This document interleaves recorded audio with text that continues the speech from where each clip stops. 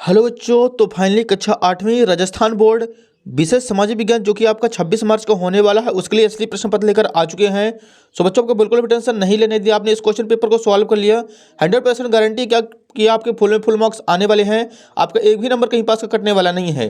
तो चलिए बच्चों, बिना टाइम वेस्ट किए हम आपको दिखाने वाले हैं। आप देखिए, सबसे पहले यहाँ पे दिया गया है बहुविकल्पी प्रश्न क्रमांक 1 से 5 तक निर्देश दिए गए हैं। सही विकल्प चुनकर उत्तर लिखिए। प्रत्येक प्रश्न के लिए 1 अंक निर्धारित है।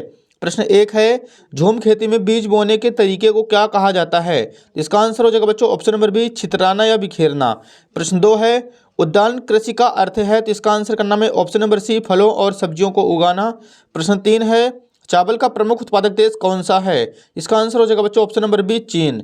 प्रश्न 4 है, हमारे देश कि किन नदियों के उपजाऊ मैदान घने बसे हुए हैं? इसका आंसर करना है ऑप्शन नंबर बी, गंगा और ब्रह्मपुत्र।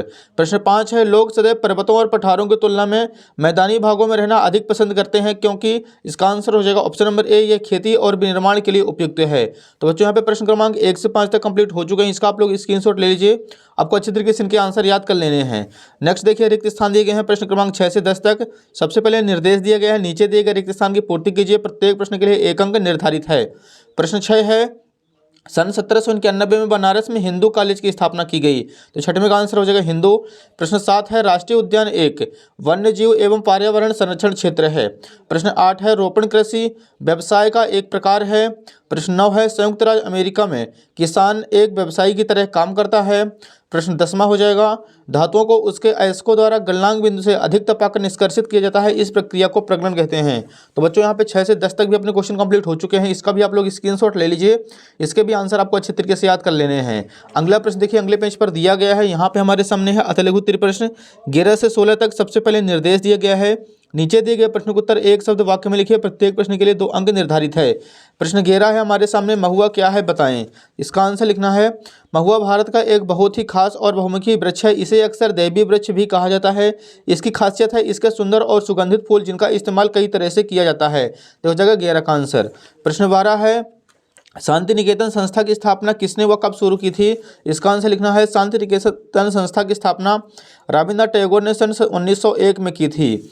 अगला प्रश्न 13 है, संसाधन की परिभाषा लिखिए। तो इसका आंसर हो जाएगा, संसाधन वह सब कुछ है जो हमारी आवश्यकताओं को पूरा करने या किसी उद्देश्य को प्राप्त करने में हमारी मदद करता है। यह प्राकृतिक, मानव निर्मित या सामाजिक संसाधन हो सकते हैं। तो यह हो जाएगा 13 का आंसर। अगला प्रश्न देखिए बच्चों, 14 नंबर है, मानव निर्मित 5 संसाधनों के नाम लिखिए। तो इसका आंसर आप लोग यहाँ पे देख सकते हैं, मानव निर्मित 5 संसाधन निम्न है। पहला हो जाएगा मशीनें, दूसरा इमारतें, तीसरा सड़कें, चौथा उपकरण, 5वां हो जाएगा ऊर्जा। प्रश्न 15 है, भारत में कानून बनाना, बजट पारित करना किसका कार्य है? तो इसका आंसर लिखना है, भारत में कानून बनाना, बजट पारित करना संसद का कार्य है। संसद के 2 सदन होते हैं, पहला हो जाएगा लोकसभा, दूसरा हो जाएगा राज्यसभा। प्रश्न 16 है, सरकार के अंग कौन कौन से हैं? कानून को लागू करने का काम किस अंग के द्वारा किया जाता है? इसका आंसर लिखना बच्चों, सरकार के 3 अंग होते हैं। विधायिका का काम होता है कानून बनाना, कार्यपालिका का काम होता है कानूनों को लागू करना, और न्यायपालिका का कार्य होता है कानूनों की समीक्षा करना। अगला प्रश्न देखिए बच्चों, लघुत्तरीय प्रश्न 17 से 22 तक दिए गए हैं। निर्देश दिया गया है, नीचे दिए गए प्रश्नों का उत्तर 30 से 40 शब्दों में लिखिए। प्रत्येक प्रश्न के लिए 3 अंक निर्धारित है।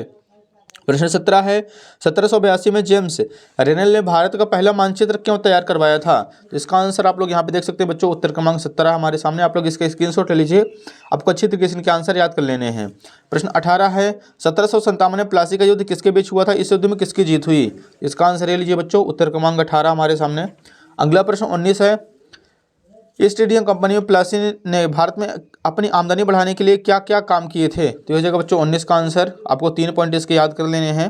प्रश्न 20 है, किस प्रकार के उद्योग साम्राज्य उद्योग के नाम से जाने जाते हैं? तो ये रहा बच्चों, उत्तर क्रमांक 20 का आंसर। अगला प्रश्न 21 है, धर्म को राज्य से अलग रखना क्यों जरूरी होता है? तो इसका आंसर ये रहा बच्चों, धर्म को राज्य से अलग रखना इसलिए जरूरी होता है ताकि सभी नागरिकों को समान अधिकार मिल सके और किसी एक धर्म को प्राथमिकता न दी जाए। प्रश्न 22 है, मतदान प्रक्रिया में अमिट स्याही से मतदाता की अंगुली पर निशान क्यों लगाया जाता है? तो इसका आंसर ये रहा बच्चों, उत्तर क्रमांक 22। नेक्स्ट देखिए, दीर्घ उत्तरीय प्रश्न 23 से 26 तक दिए गए हैं। 23 नंबर है, 1857 के विद्रोह के फलस्वरूप अंग्रेजों ने नीतियों में क्या क्या बदलाव किए? प्रश्न 24 है, विश्व में कौन कौन से प्रदेश जल की कमी की समस्या का सामना कर रहे हैं? प्रश्न 25 है, हमें कितने मौलिक अधिकार प्राप्त हैं? किसी एक का वर्णन कीजिए। लास्ट क्वेश्चन 26 है, फौजदारी एवं दीवानी कानून में उदाहरण सहित अंतर स्पष्ट कीजिए। तो बच्चों उम्मीद है कि वीडियो पसंद है, वीडियो को लाइक, चैनल को सब्सक्राइब कीजिए और ज़्यादा से ज़्यादा बच्चों के बीच आपको वीडियो शेयर कर देना है।